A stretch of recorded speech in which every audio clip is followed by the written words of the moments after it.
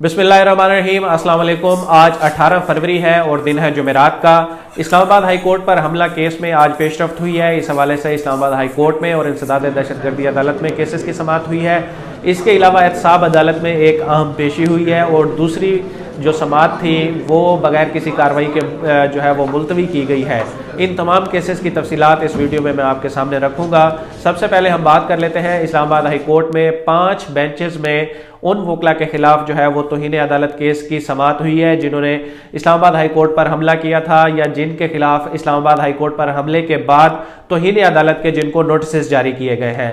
इसमें बड़ा दिलचस्प वाकया आज इस्लामाबाद हाई कोर्ट में भी वो चीज़ जो है वो उसको मेंशन किया गया है जो मैंने दो या तीन दिन पहले अपनी वीडियो में एक बात आपको बताई थी कि पैमरा के एक मुलाजिम है जिन्हें गलती से जो है वो इस सारे मामले में पुलिस की जानिब से गिरफ्तार करके अडियाला भिजवा दिया गया है। उनके आज वकील पेश हुए हैं अदालत में, मुनव्वर इकबाल दुगल, और उन्होंने अदालत को बताया है कि शायद नाम जो है वो एक जैसे होने की वजह से तौहीन अदालत का नोटिस जो है वो उन पैमरा के जो मुलाजिम हैं वकील साहब उनके घर पर चला गया और फिर पुलिस ने भी उन्हें ही गिरफ्तार करके अडियाला भिजवा दिया है जुडिशल रिमांड पर।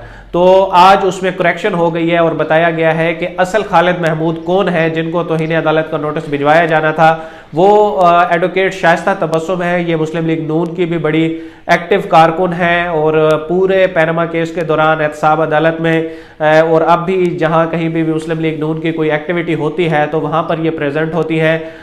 ये उनके शोहर हैं जिनके खिलाफ ये तौहीन अदालत केस की कार्रवाई होनी थी, उन्हें गिरफ्तार किया जाना था, लेकिन पुलिस ने जो है वो गलती से मिलते जुलते नामों के बायस एक दूसरे बंदे जो कि पैमरा में मुलाजिम हैं, जैसे मैंने पहले बताया कि वो किसी ज़माने में वकील रहे हैं लेकिन अब वो वकालत नहीं कर रहे, उनके खिलाफ ये कार्रवाई की गई है। तो फिर अब अदालत ने उस चीज़ की तस्दीक की है और अदालत ने कहा है कि जो शाइस्ता तबस्सुम के हस्बैंड हैं उनके खिलाफ जो है ये तौहीन अदालत की कार्रवाई इनिशिएट की जा रही है, तो उनके घर पर जो है वो नोटिस भेजकर उसकी तामील कराई जाए।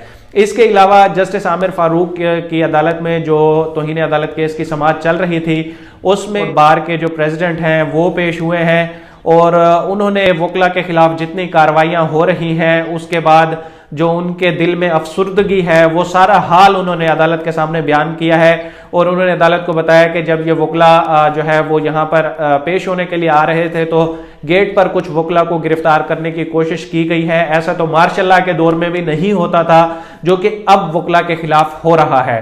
तो इस पर जस्टिस आमिर फारूक ने कहा है कि बेहतर यही है कि आप उन लोगों के नाम पुलिस को प्रोवाइड कर दें जो कि इस्लामाबाद हाई कोर्ट पर हमले में मुलविस थे, तो फिर बाकी जो वकला हैं उनको पुलिस हिरासा नहीं करेगी, क्योंकि जब तक ये कन्फ्यूजन रहेगी तो उस वक्त जो इस्लामाबाद हाई कोर्ट में मौजूद था तो शायद उनके खिलाफ जो है वो इस तरह रेड हो जाए, उनके खिलाफ कार्रवाई हो जाए। तो बेहतर यही है कि आप उन वकला के नाम जो है वो इंतजामिया को प्रोवाइड कर दें जो इस मामले में मुलविस थे।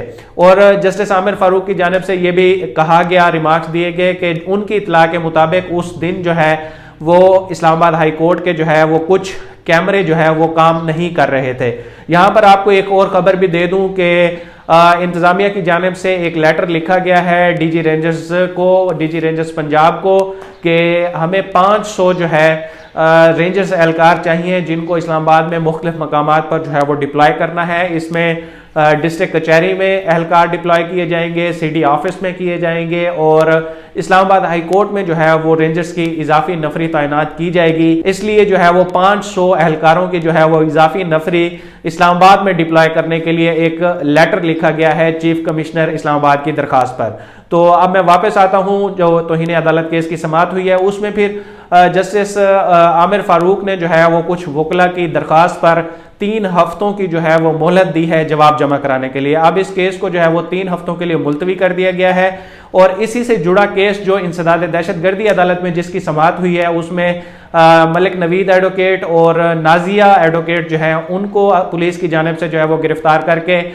इंसदाद दहशतगर्दी अदालत के जज राजा जवाद के सामने पेश किया गया।